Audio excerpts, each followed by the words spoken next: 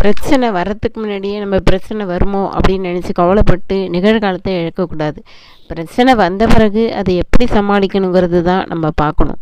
அடுத்தது அவமானம், தோல்வி எல்லார் வாழ்க்கையிலையும் சகஜம்தான். ஆனால் அதிலிருந்து எப்படி வெளில வர்றதுன்னு தான் பார்க்கணும். அந்த அவமானத்தையோ தோல்வியோ நாம் நினச்சிட்டே இருந்தால் நம்மளுடைய எதிர்காலம் பாழாகும். அடுத்தது அடுத்தவங்க யாராக இருந்தாலும் நம்மளை பற்றி விமர்சனம் பண்ணாங்கன்னா அதை பற்றி காதிலே வாங்கக்கூடாது. நம்மளுடைய வேலையில் கவனம் செலுத்தி நம்ம அதிலேருந்து எப்படி முன்னேறதுன்னு பார்க்கணும். அப்போ நமக்கு ஒளிமயமான எதிர்காலம் இருக்குது. நம்மளை பற்றி பேசி அவங்களுடைய நேரத்தை இழக்கிறதுனால அவங்களுடைய எதிர்காலம் தான் இழப்பாகுமே தவிர அதனால் நமக்கு ஒன்றும் நஷ்டம் இல்லை. எதையும் காதில் வாங்காமல் நம்மளுடைய வேலையை நம்ம பார்த்தா நமக்கு கண்டிப்பாக ஒளிமயமான எதிர்காலம் இருக்குது. அதனால் எதையுமே காதில் வாங்கக்கூடாது. ஆனால் இதெல்லாம் கடைபிடிக்கிறது கொஞ்சம் கஷ்டம்தான். கடைபிடிச்சா கண்டிப்பாக வெற்றி நிச்சயம்.